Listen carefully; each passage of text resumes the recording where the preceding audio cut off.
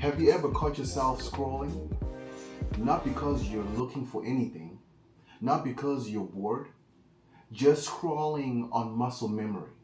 And then you look up and think, hold on, I've been scrolling for about 45 minutes and I'm still sad.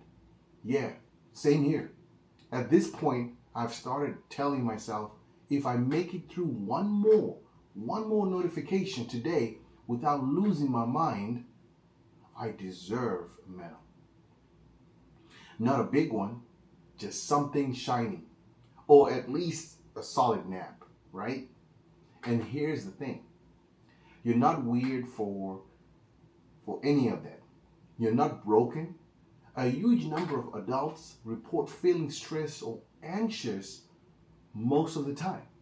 Not occasionally, not on a bad week, most of the time.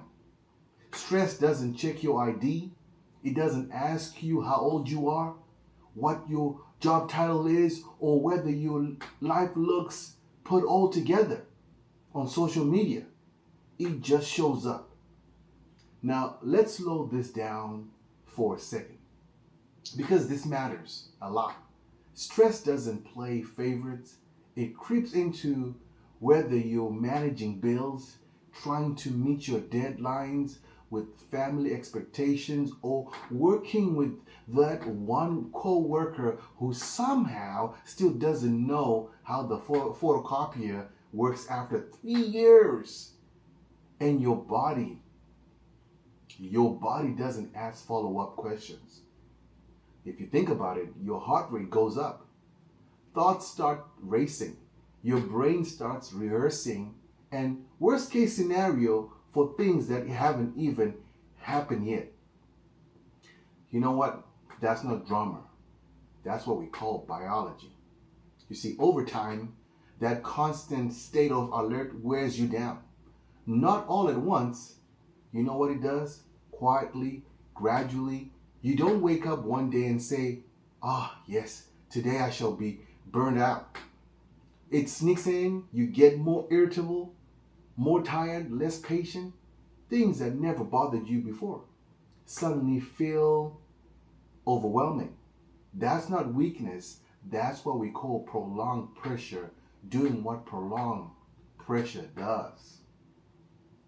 And here's the part that's the most impressive in a sad way. We've gotten really good at looking fine while feeling fried. We smile. We're so good at that. We nod. We crack jokes. We say, I'm good, knowing full well that's not the whole truth. Then we find ourselves sitting on the bathroom floor, staring at half-assembled furniture, holding an Allen key like it personally betrayed us. You see, chaos, stress, instructions written by someone who clearly doesn't want peace in your life. That's real life. What makes it harder is that stress rarely comes from one big thing. It's that tiny stuff, the group chat that never stops, notifications on our phones daily while you're trying to focus, that email from HR that somehow needs 3 meetings, 2 follow-ups, and a shared document just to say one sentence. On their own, these things feel minor, but stacked together.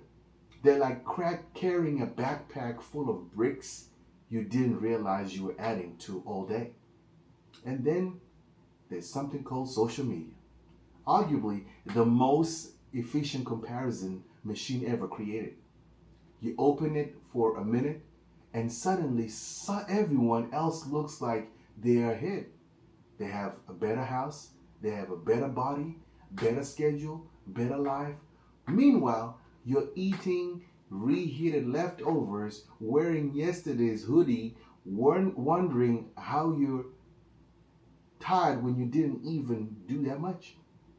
The brain doesn't stop to verify. You know what it does? It just assumes you're behind. Here's what I want you to hear early in this episode. Humor isn't denial, it's regulation. When we laugh at the absurdity of life, and when we laugh at ourselves, at the systems, at the chaos, it gives the nervous system a breather. And you know what it does? It reminds us we're human.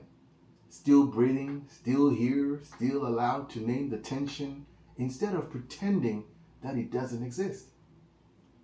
And that's where this conversation starts.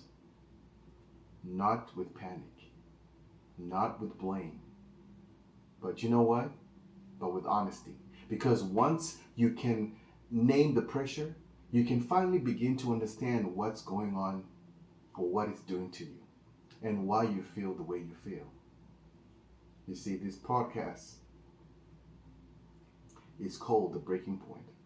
I want to welcome you all to the Breaking Point podcast, a podcast about the pressure we all feel, the conversations we avoid, and those moments in life when everything gets heavy enough that the truth finally comes out. This isn't about podcasts. This isn't a podcast about having all the answers. It's a podcast about asking better questions when life starts pressing from every side. My name is Andrew Mpita, and let me be clear from the start. I'm not here to shame anyone, talk down to anyone, or romanticize struggle like it builds character by default. And I'm definitely not here to pretend life is a motivational quote you can slap on a mug and suddenly everything's fine.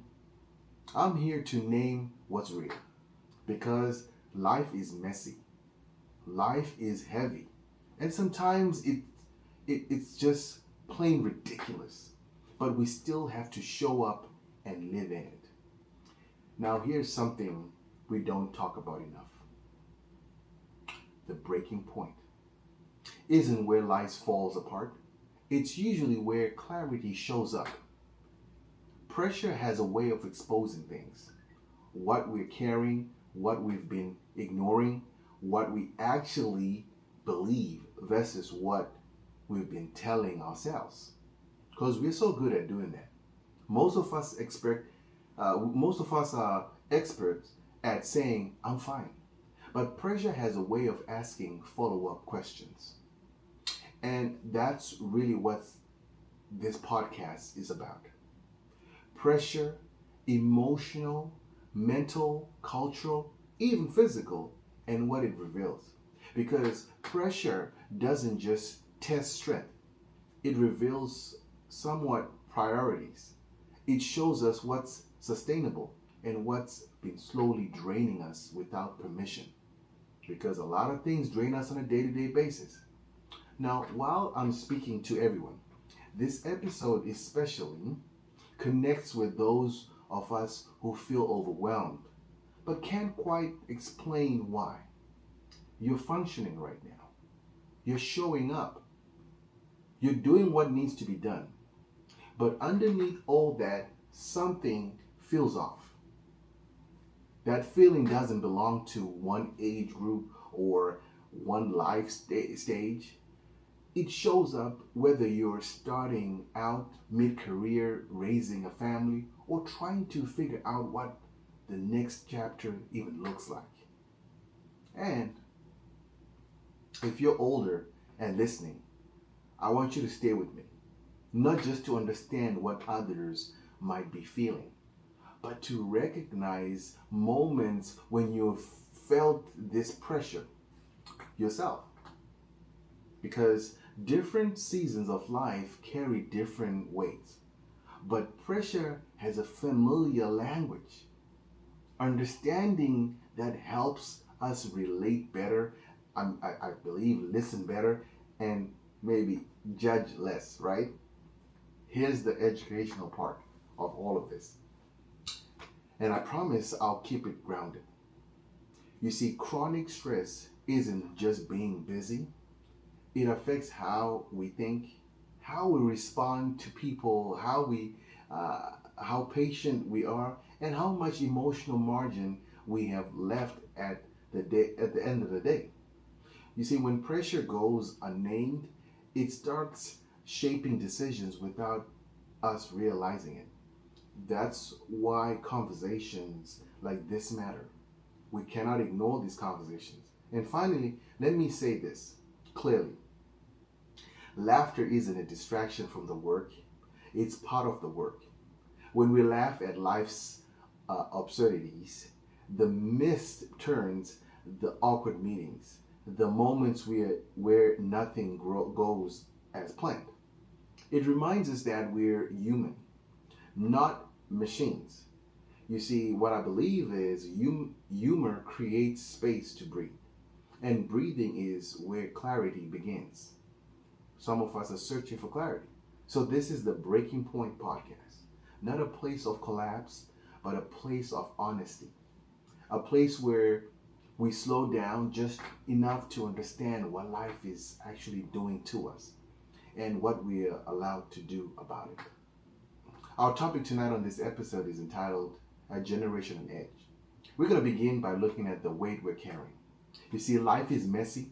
There's really no polite way to say it. Bills pile up, emails keep coming, family drama shows up uninvited. Someone takes your parking spot and doesn't even apologize. And through all of it, your brain turns into a non-stop news ticker. Did I forget something? Am I behind? Am I failing? That constant background noise, that hum when you can't turn off, and that's stress. And it doesn't care how old you are or what season of life you're in. What makes it tricky is that most of the time, nothing feels urgent, even to justify how overwhelmed you feel. There's no emergency, no alarm going off, just pressure. Quiet, persistent pressure sitting on your chest while you're trying to live a normal day. And yes, because it's familiar, we normalize it. We tell ourselves, this is just life, without realizing how much weight we're carrying each day. I remember a time sitting on my couch one night, staring at a pile of unopened mail, convincing myself that if I ignore it long enough, it might magically resolve itself. Spoiler alert, it didn't. And that moment taught me something, I must say, something very important. Stress doesn't disappear when you ignore it. It just waits. Stress isn't only mental, it's physical. It lives in your shoulders, your sleep, your patience, without relief. That pressure builds slowly and burns out. Doesn't arrive loudly, it shows up quietly, like exhaustion you can't explain. Because we sometimes feel exhausted now. Here's where we get honest. We tell each other we're fine. I'm just busy, we say. But what we really mean is, I'm juggling invisible plates, and some of them are on fire. We're functioning, but barely showing up, but drained and surviving. Just getting through the day is not the same thing as thriving. Recognizing that difference, that's where real change starts. Now let's talk about the stuff we don't actually usually blame. You see, stress hides in micro moments. The slow cashier when you're already running late. A Zoom meeting where someone won't mute and you're listening to background noise instead of the agenda. Realizing halfway through the day that you used to conditioner instead of shampoo. And wondering if this is just how the week is going to go. Individually, minor, collectively, overwhelming. These tiny stressors stack up quietly, and your nervous system keeps score even when you don't. And here's the educational part that matters. Your brain doesn't distinguish between big stress and small. stress. It responds to repetition. When those micro moments pile up all day, your body stays in a constant state of alert. That's why you can feel exhausted even when nothing dramatic happened. Your system has been working overtime just to keep you functioning. Which brings me to an underrated survival tool: humor. Not denial, not pretending that things don't matter, humor. Laughing at the absurdity of life. Like, like your cat walking across your laptop during a serious meeting, right? Or sending a message to the wrong group chat, which realizing there's no coming back from it, which some of us have probably done a few times. However, laughter doesn't fix everything, but it releases tension. It reminds your body, hey, we're still okay. And that reminder matters because stress wants to convince you that you're alone, behind, or failing. Humor pushes back. It says, no, I'm human. This is hard and I'm still here. And sometimes that's exactly what you need to hear to keep you going. When we look at another thing like anxiety, anxiety isn't random, it's universal. You see, anxiety doesn't discriminate. It doesn't check your age, your resume, or your bank account before showing up. That low hum in your head, what's next? What did I miss? What if something goes wrong?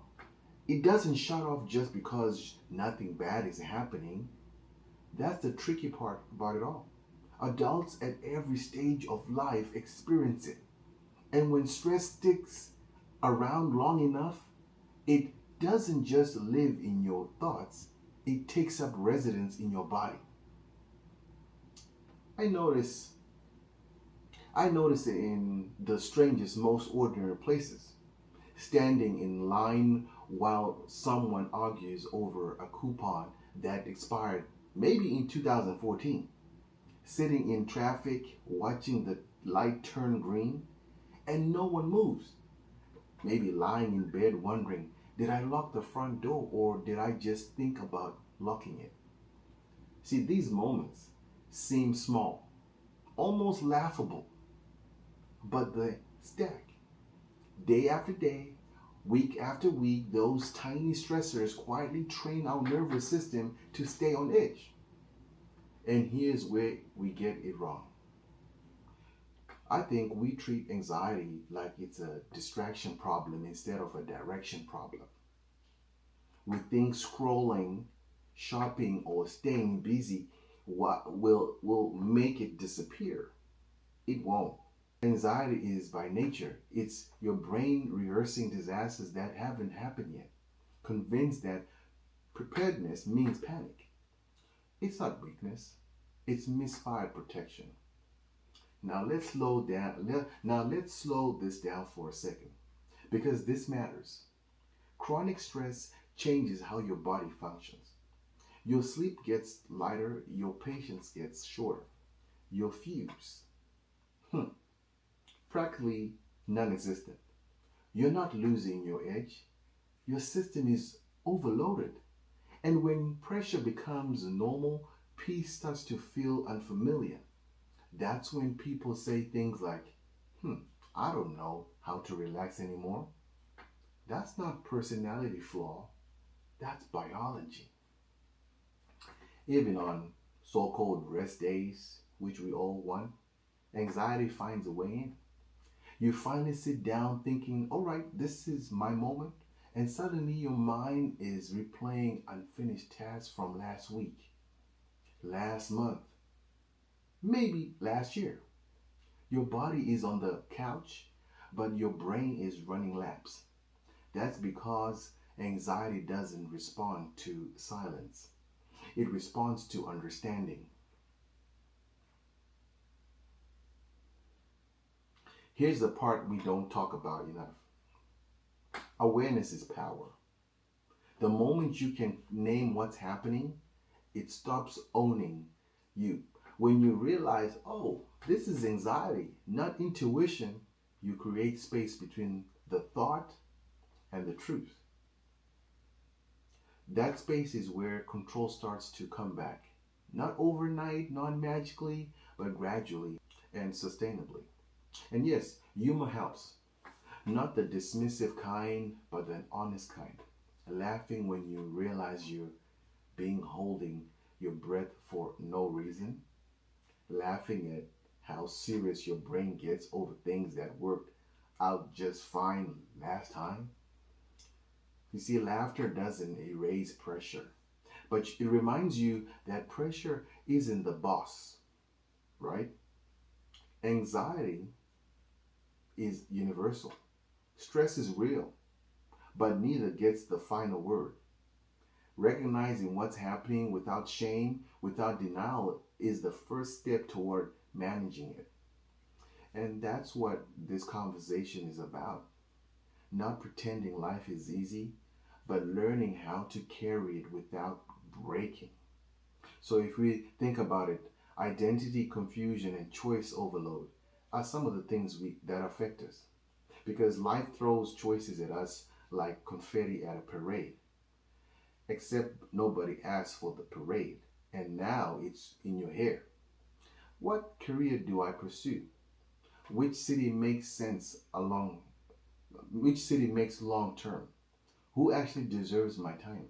Do I pick this hobby because I love it or because it looks impressive when I talk about it? Too many options don't always feel overpowering. Sometimes they're exhausting. That's decision fatigue, and it doesn't care how old you are. Here's the wild part about all of this. Most of us aren't worn out from big decisions. We're drained by constant drip of small ones. I spent 10 solid minutes last week deciding what to cook. 3 options, nothing exotic. By the time I landed on pasta, my brain had escalated the moment into, is this how I always settle? Completely unreasonable, and yet painfully familiar. That's what happens when every choice starts to feel like it carries long-term consequences. Now lay a social comparison on top of that. Scroll long enough and suddenly everyone else seems to have life figured out. Perfect relationships, thriving careers, flawless skin, and unlimited energy. Meanwhile, you're trying to assemble furniture with instructions that look like ancient hieroglyphics.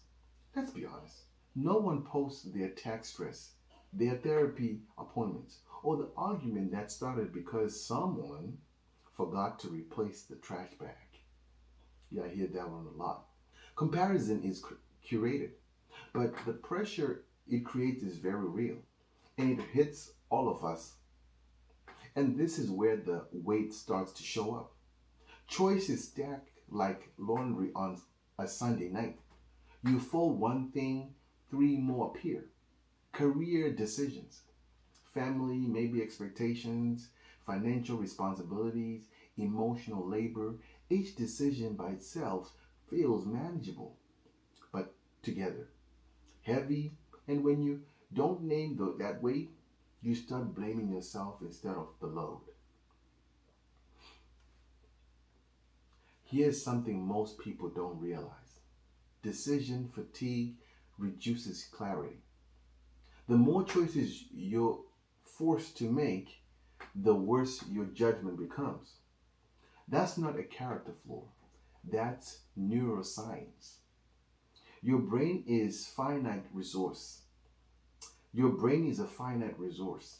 It's when it's overloaded, everything feels urgent and nothing feels satisfying. That's why even good options can start to feel wrong. So part of a maturity, real maturity, is learning which decisions deserve your energy and which ones don't. Not every choice needs a committee meeting in your head. Some things can be automated, Some expectations can be questioned, and some pressure, it was never yours to carry in the first place. Hmm.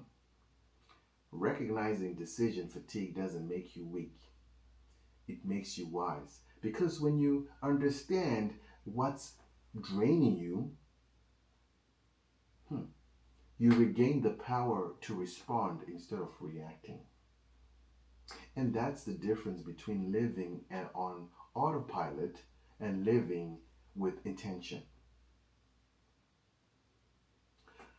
Another issue that we have to really focus on is social media, which is the comparison gym. Now, let's talk about something we all pretend doesn't affect us all: social media. Even if you're older and proudly technologically challenged, trust me, it still shapes perception. You don't have to know how to use every app for the influence to work. Constant exposure to curated success quietly trains the brain to measure worth externally. You scroll for fun, maybe to pass time, and somehow close the app feeling behind in life. I've got a friend who hops on Instagram to unwind and ends up doing the emotional equivalent of a triathlon. She's suddenly shopping for things she didn't plan to buy, feeling guilty for skipping a workout, and questioning her entire life trajectory, all before dinner is even on the table. That's not weakness. That's environmental stress doing exactly what it's designed to do. And here's the irony that surrounds, or the irony that should make us pause. These platforms we build to connect us, yet many of us feel more isolated after scrolling than before. That's not accidental. The system, if you really think about it, rewards comparison, not contentment. It keeps you engaged by subtly suggesting that everyone else is doing better, living a better life, and aging better while you're just existing. Hmm. What makes social media stress so dangerous is how quiet it is. It doesn't announce itself, it slips in during the smallest moments, checking notifications while brushing your teeth, scrolling while waiting for food to, heat up. No single moment feels harmful, but together they apply constant pressure. And over time, that pressure rewires expectations. You start thinking progress should be faster, life should look cleaner, success really should be louder, when reality doesn't match the highlight reel. Anxiety fills the gap.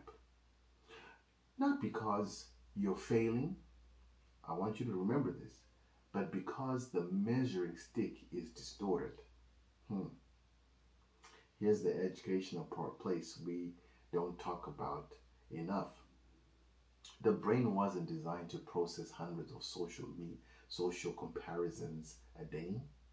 Historically, you could compare yourself to a small community. Now your subconscious now subconsciously competing with thousands of curated lives. That's not motivation, that's overload. So the goal isn't the so the goal is not to demonize social media or pretend we can escape it entirely. The goal is awareness, really. Once you recognize the pressure, you can in- interrupt it. Once you recognize the pressure, you can interrupt it. You stop asking, why am I behind? And start asking, who told me I was supposed to be ahead right now? And that shift, that's power. Because when you control the comparison, you reclaim your peace. Because what we need is peace. Why we feel unheard? Feeling unheard isn't generational, it's human. It doesn't matter how old you are or how much life you lived. At some point, we've all had that moment where We finally say what's on our mind. Someone nods politely and then immediately moves on. No follow up, no response, just air. And those tiny dismissals, they stack up quietly. I've felt this plenty of times, especially in meetings. Oh boy, don't I love meetings. You raise a thought, you raise a thoughtful concern and something practical, something real, heads nod, pens scribble, and then nothing happens. I've heard that a lot. The conversation shifts, the meeting ends, and your words evaporate. After a while, you start thinking, why bother explaining myself at all? You see, that internal shutdown is exhausting, and it creates stress you don't even realize you're carrying. Now, here's where it gets deeper. Being unheard doesn't just frustrate you, it teaches you. It teaches you to shrink your thoughts, soften your tone, or stay silent to keep that peace. Over time, you don't just feel ignored, you start pre-editing yourself before you speak. That's not humility, that's self-protection born from fatigue. And it doesn't stop at work. It shows up at family gatherings when you talked over, in friendships where your concerns get minimized, or even in casual conversations where someone's already checking their phone before you finish your sentence.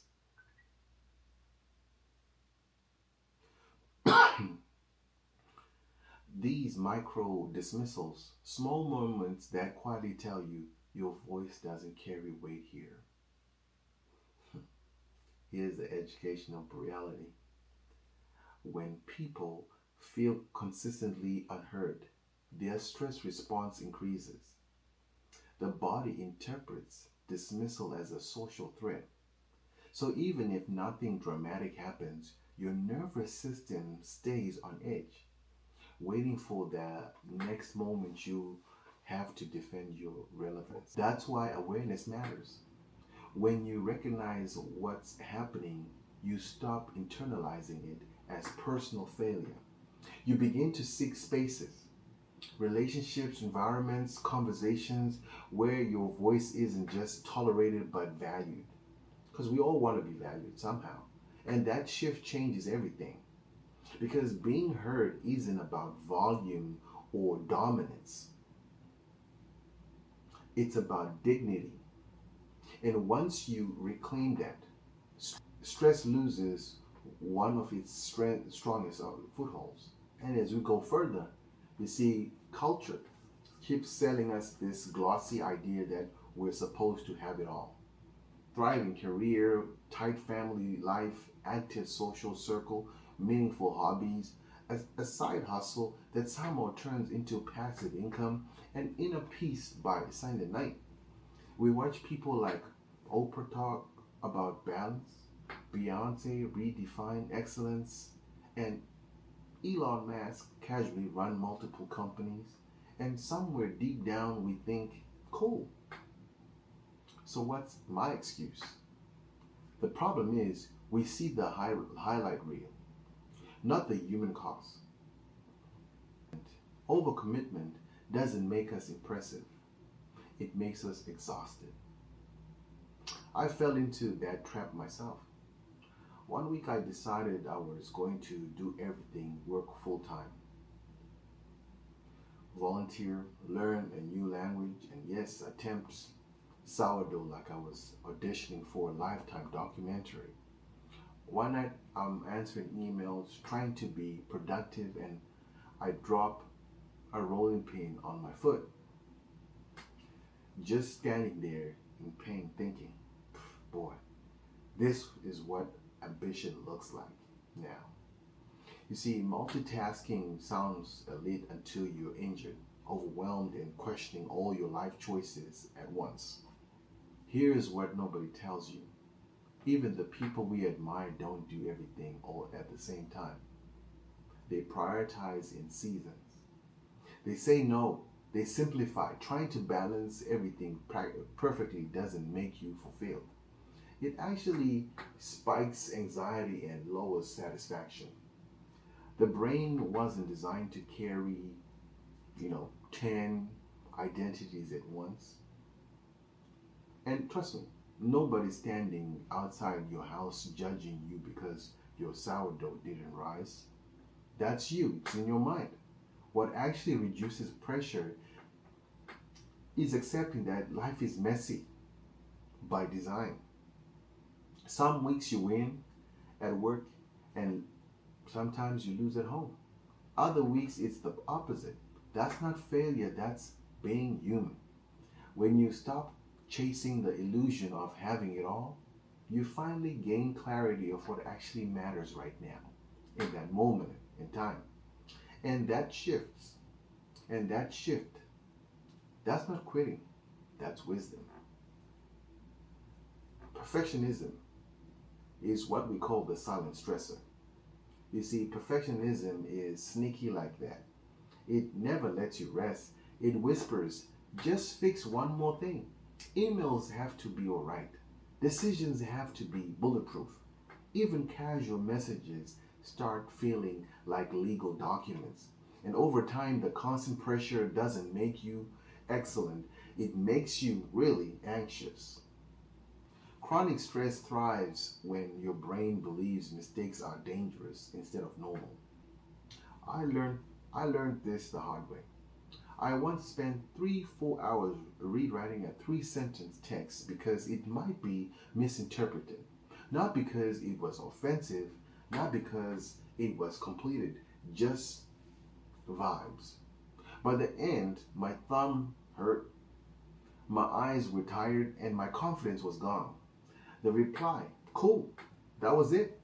3 hours of emotional labor for a word that could have been sent by accident. Here's the real issue. Perfectionism turns small things into high stacks events. A typo feels like incompetence. A missed deadline feels like moral failure. And suddenly your nervous system is reacting as if you're under threat. When in reality, you're just human. That constant internal alarm keeps your mind body tense, your mind racing, and your energy drained. And let's be honest, perfectionism isn't about high standards, it's about control. It's the belief that if you get anything right, you be safe from criticism, rejection, or regret. But life doesn't work that way. You can't do everything right and still be misunderstood. That realization is frustrating and freeing. This is where awareness changes the game. All right. When you catch yourself spiraling, name it. Oh, this is perfectionism talking. And then comes step 2, humor. Laugh at yourself a little. Not in a dismissive way, but in a compassionate one. Humor loosens the grip and reminds your brain that the world isn't ending over a typo. Even more important, start counting imperfect wins. You you showed up, you tried, you sent the email, you made the call. Those things matter. Progress doesn't require perfection. It requires permission to be unfinished. And when you give yourself that permission, anxiety loses its favorite weapon. So as we talk more about these small wins, they play a huge part and have a huge impact. Sometimes surviving stress isn't about some dramatic breakthrough or life overhaul.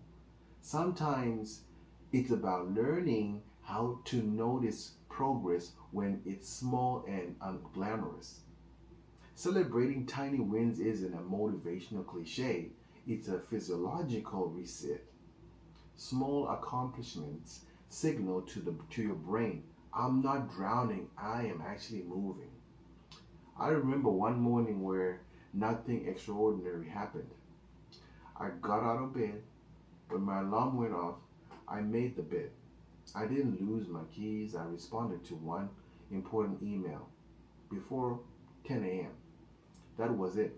No standing ovation, no life-changing moment, but internally, something shifted. I felt a little more grounded, a little more control, and on stressful days, control, real or perceived, matters.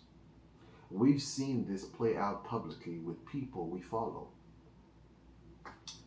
Take athletes like Simone Biles. When she stepped back from competition, the win wasn't a medal. It was choosing mental health over pressure. Or even like Dwayne The Rock Johnson, right? Who's openly talked about depression and how getting through a day, sticking to a routine, and showing up consistently mattered more than chasing nonstop productivity.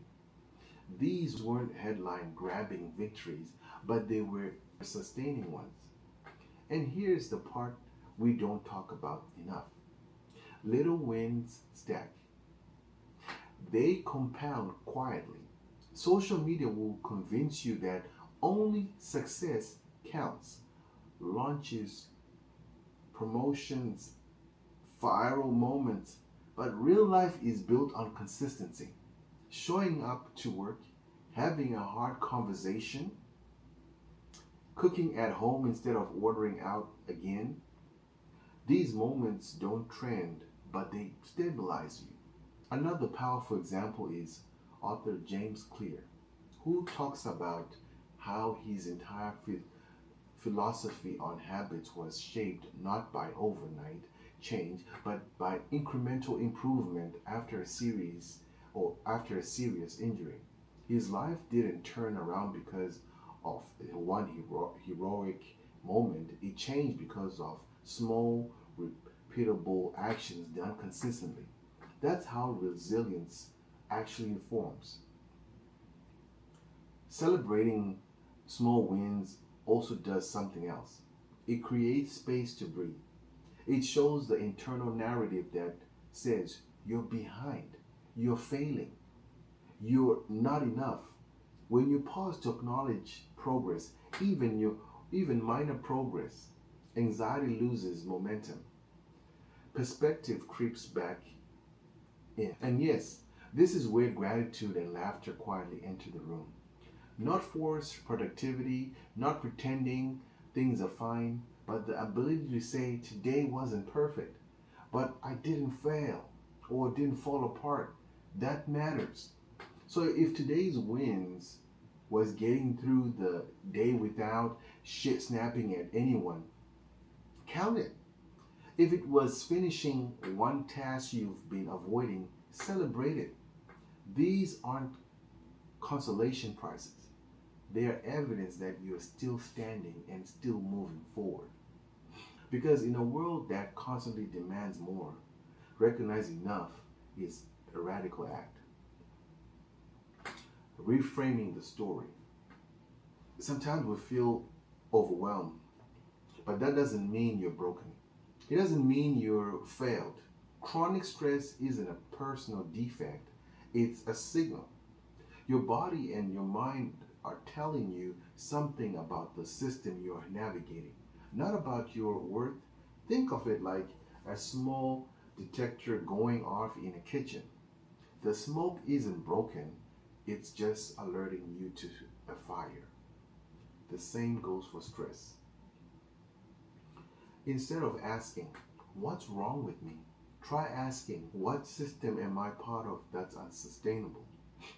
Your reactions, heart racing, thoughts spinning, tension in your shoulders are logical responses to a relentless environment. It's the world that's asking too much, not you. And that simple shift is in perspective is powerful. Consider real life examples such as healthcare workers during the pandemic. Many were on the brink of collapse, and what they were experiencing wasn't personal failure, it was a system pushed to its limits. Or parents were juggling remote work and childcare while schools were closed. Feeling overwhelmed didn't make them incapable, it made them human, responding to extreme pressure. Recognizing that distinction saves you from self blame. Even people in the public eye demonstrate this. Take Serena Williams, for example. During her career, she openly spoke about mental and physical exhaustion, the weight of expectation, and the times she felt she couldn't keep up. Her stress wasn't a flaw, it was a signal about the demands she faced. And she used that awareness to adjust, delegate, and protect her focus. This is exactly what reframing stress as information allows. You see it as guidance rather than a verdict. When you start to view pressure as a teacher rather than a tyrant, your responses change. Stress stops being a sentence and becomes a roadmap. You can make smarter choices about what to prioritize, what to let go, and when to seek support. That mental shift alone is revolutionary. And here's the kicker. When when you reframe like this, humor and humility suddenly fit naturally into your life. You can laugh at your chaos, acknowledge your limits, and still move forward. Stress isn't the enemy. It's just telling you something, and once you listen, you can act with intention or with the intention rather than panic. Here's the truth as we close out today. Feeling stressed, anxious, or overwhelmed doesn't mean you're failing. It means you're alive, you're human, and your environment is asking more of you than it should. Recognizing pressure, naming it, and even laughing at the absurdities of life, that's how you reclaim your control. Celebrate small wins. Give yourself grace and just remember, surviving isn't just about getting through the But life doesn't work that way. It's about understanding yourself and in still the be process. misunderstood. And if there's one takeaway I want you to carry off today, it's this. Pressure isn't a verdict, it's a signal. Your reaction or your reactions are normal. Your limits are valid and your humanity is powerful.